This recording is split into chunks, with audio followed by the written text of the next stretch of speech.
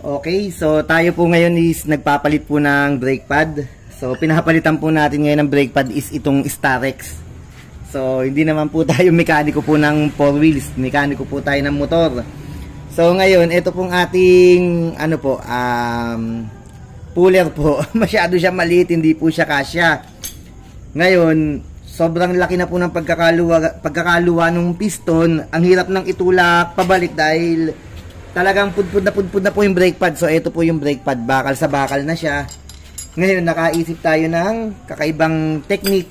Ito ginamit nating puller, yung tornilyo. So syempre dun sa iba nating kapatid na mekaniko, lalo na dun sa talagang gumagawa ng 4 wheels, alam na talaga nila to. So tayo medyo natuwa lang po tayo ng konti kasi ngayon lang ako nakagawa ng ganito. So ngayon, hindi talaga natin maitulak yung piston. Sobrang laki ng pagkakaluwa, kagaya nitong sa kabila.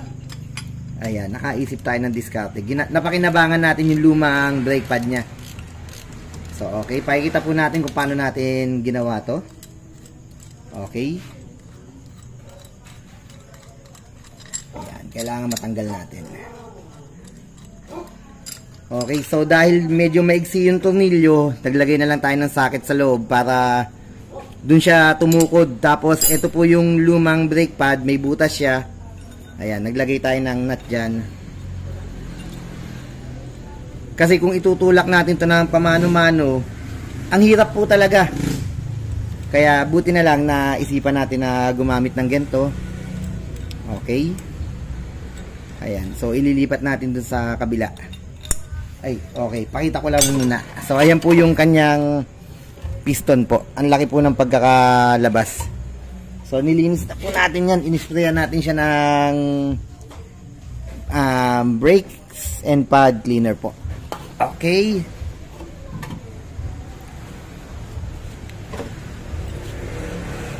So tatanggalin natin itong tornilyo na to. Lilipat natin dito sa kabilang butas. Dito po.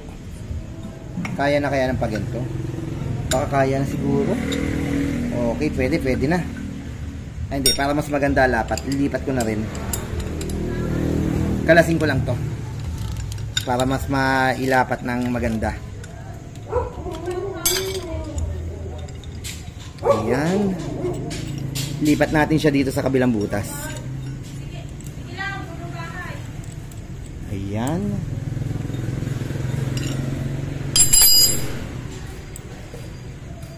So, lagay lang natin siya dito.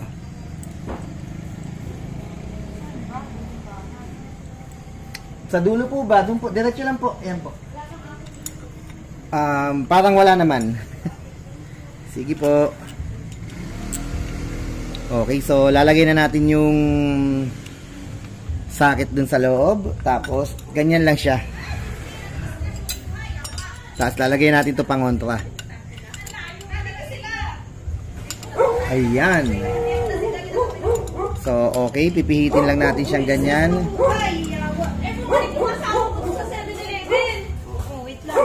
Ayan po.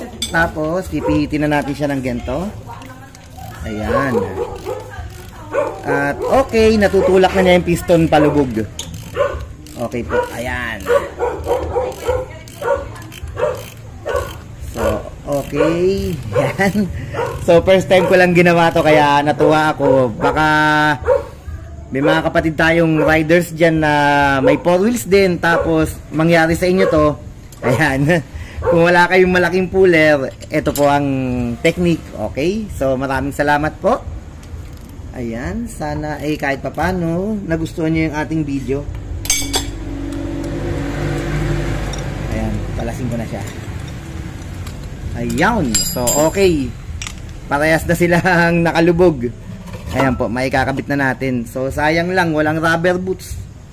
Wala siyang rubber boots dito. Wala lang akong mahanap para malagyan eh.